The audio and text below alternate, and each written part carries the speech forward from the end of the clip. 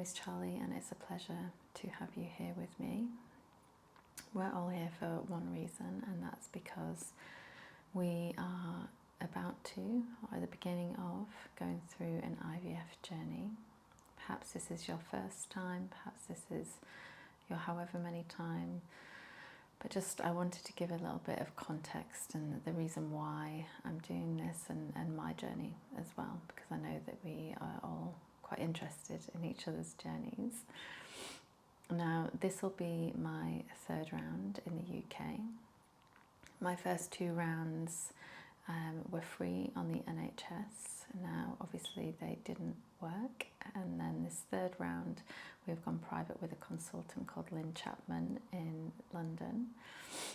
The first two rounds, I won't go into too much depth of the ins and outs of it all, because I'm very wary that all of our journeys are unique in their own ways. And even though we like to look at all different stories of, you know, exactly how many eggs, so on and so forth, I don't think it particularly matters, and the comparison, you know, there were so many different factors into it. So I had two fresh rounds on the NHS. The first round, we had two blastocysts. One of them was transferred on day 5.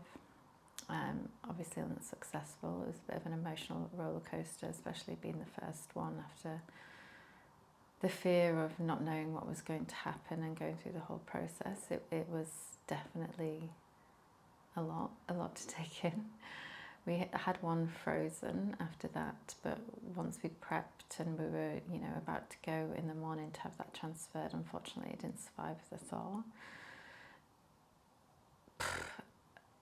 You know, if any of you have been in that situation, it's just heartbreaking, and then we were back to square one. We waited a few months in between that and then the next fresh round with the NHS.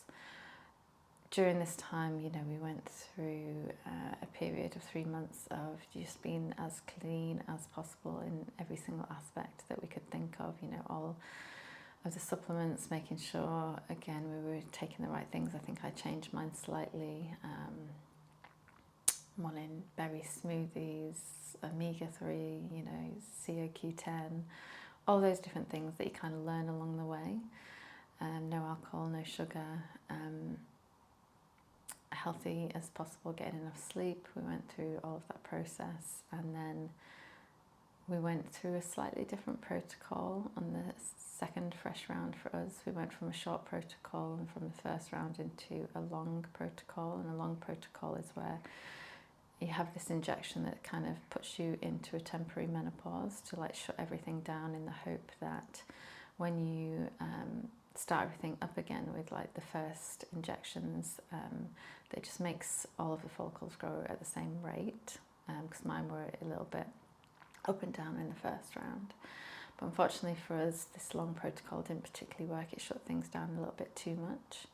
And in the second round, we ended up just with one blastocyst. And of course, you know, we're like, well, this might be the one, and, you know, all excited for this one. A lot of hope and faith goes into it, because that's all we have, right? And unfortunately, that was unsuccessful.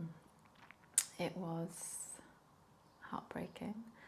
And then perhaps this is different, and I know it's different in other parts of the world, but you know, with our 2 NHS rounds done, this then means that we need to go private, which of course we all know can be extremely expensive. And we fortunately got help, which we are very, very grateful for.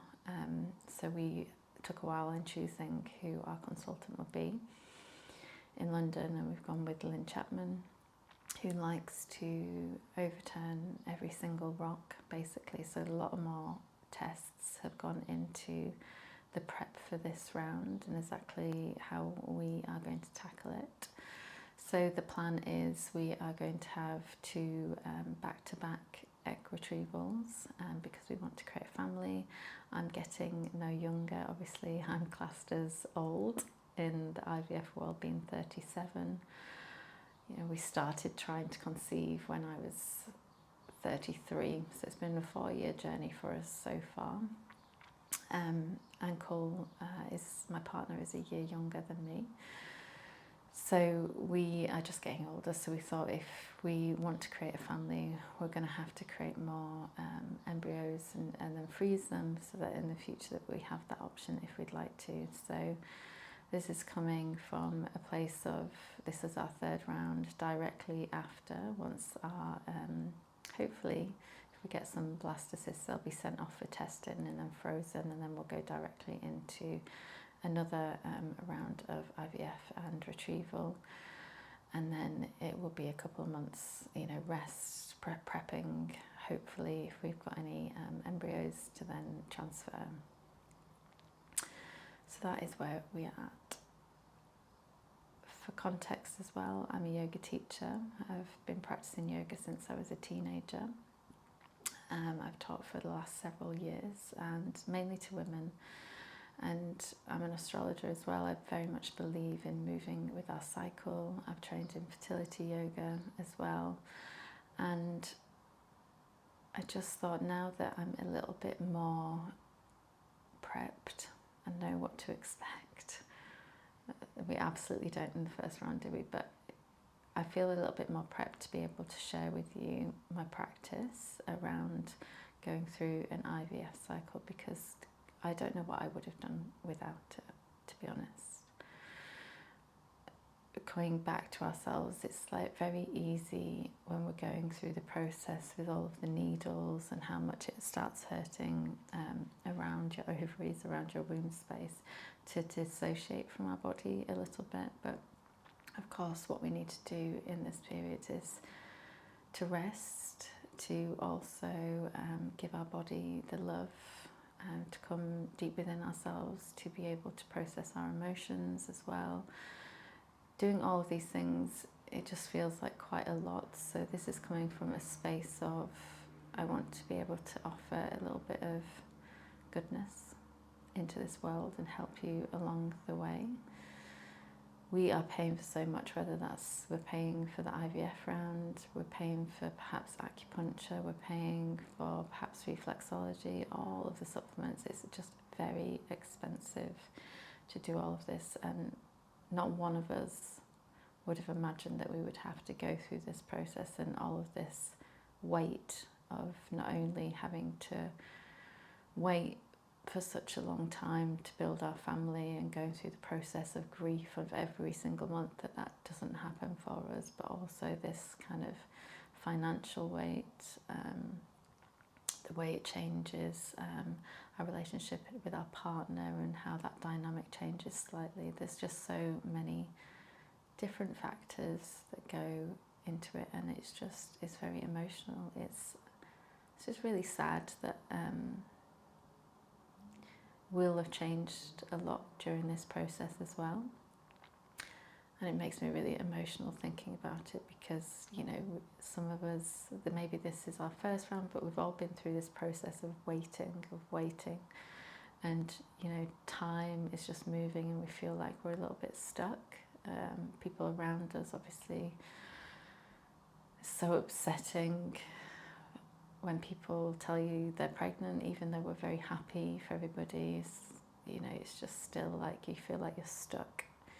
And the world's moving around you, but we're still here trying to build our family, and it can be so upsetting. It can just bring so much grief consistently, and and it's just emotional. So if I can do a little bit of goodness and bring light to this round for you, I would really like to help you, whether that's you follow it along every day or dip in or dip out. I hope this creates a safe space for you. The yoga I teach is very traditional.